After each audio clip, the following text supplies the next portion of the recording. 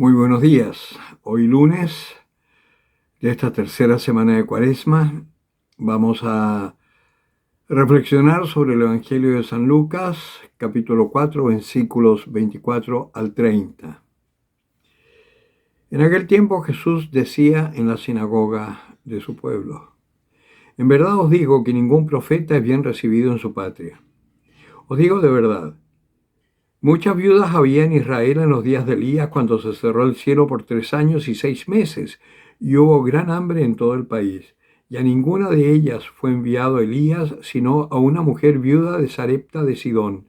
Y muchos leprosos había en Israel en tiempo del profeta Eliseo, y ninguno de ellos fue purificado, sino Naamán, el sirio.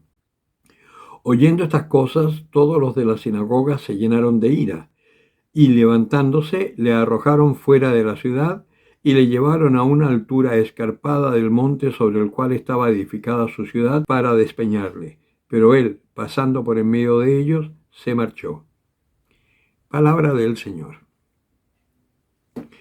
Si leemos este evangelio un poco antes, vamos a ver que Jesús está en la sinagoga de su ciudad y toma el rollo y lee lo del profeta Isaías: el Espíritu del Señor está sobre mí. Y cuando se pone a hablar, porque era costumbre que a la persona que invitaban a leer la palabra también podía hacer una pequeña reflexión, cuando se pone a hablar estaban, dice la Escritura, todos se maravillaban de la sabiduría de las palabras que salían de su boca. Sin embargo, cuando Jesús los increpa un poco, ya se llenan de ira y quieren matarlo. Si somos honestos, nosotros somos iguales a los de la sinagoga. Nos decimos muy cristianos, nos decimos muy piadosos, vamos a misa, procuramos hacer cosas buenas con la gente, pero en cuanto hay alguien que nos critica o nos dice algo, nosotros tenemos lista la lengua para responder. Y siempre nos estamos defendiendo y siempre nos sentimos heridos y muchas veces deseamos matar a quien nos está injuriando o nos está corrigiendo. Y nuestra conducta no puede ser así. No debe ser así. Porque si queremos ser verdaderamente cristianos, estamos llamados a vivir lo que Cristo vivió y a vivirlo conforme lo vivió Cristo. Cristo fue incomprendido, fue perseguido, fue calumniado, abandonado por sus discípulos en el momento en que más los necesitaba, y fue juzgado injustamente y llevado a la muerte. Si tú quieres ser cristiano, también tú vas a tener tu propio calvario y tu propia cruz.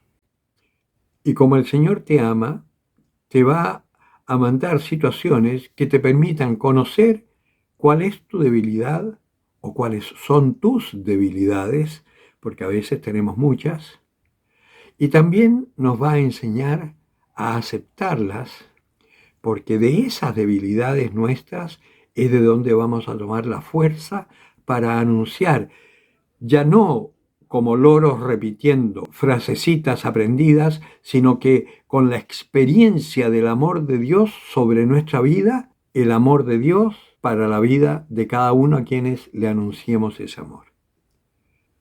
Por eso el Señor, a veces, como ahora, nos habla un poquito duro. Seguramente vais a decirme, cúrate a ti mismo. Eso les decía antes en la sinagoga.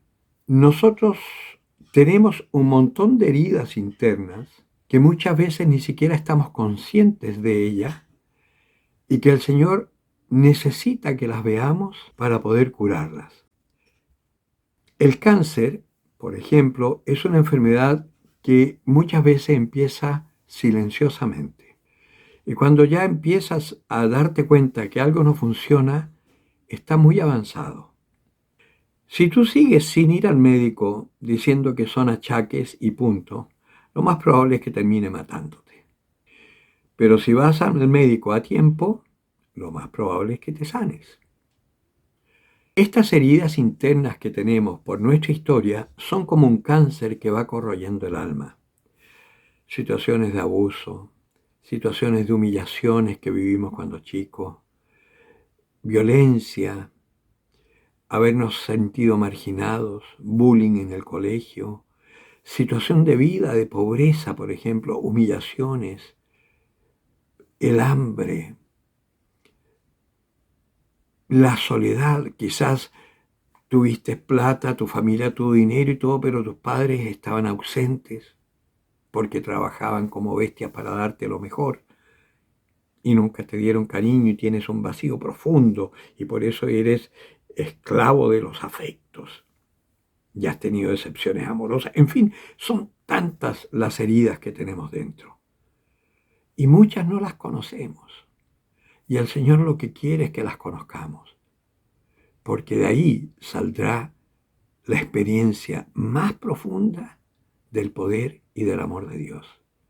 Poder porque Él nos sana y amor porque Él nos ama aún siendo como somos, porque por esas heridas y por esas situaciones de vida nosotros forjamos un carácter o tenemos una forma de vida que es muy contraria a lo que Dios quisiera.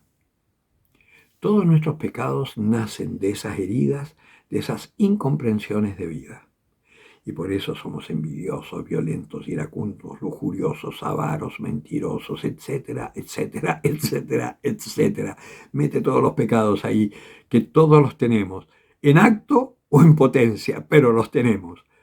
Y el Señor, en la medida en que los vamos reconociendo, el Señor va diciendo, nos muestra sus llagas, sus heridas y nos dice, mira, mira mis llagas, yo di la vida por ti. Yo te amo, yo te perdono. Y esa es nuestra fuerza. Conocer el amor de Dios en nuestras debilidades, en nuestros pecados.